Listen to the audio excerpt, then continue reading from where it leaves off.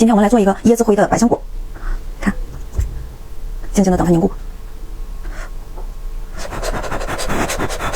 你们做的时候一定要让它巧克力放椰子油，不然的话太稠了。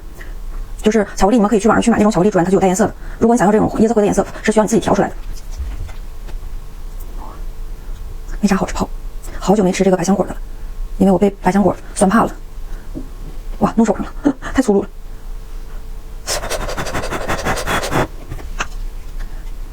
是我指甲太长了吗？难道要吃指甲缠巧克力了吧？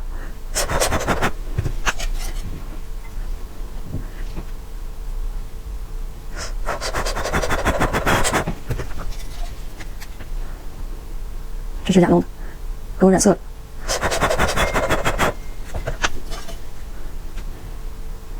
好了，下个视频。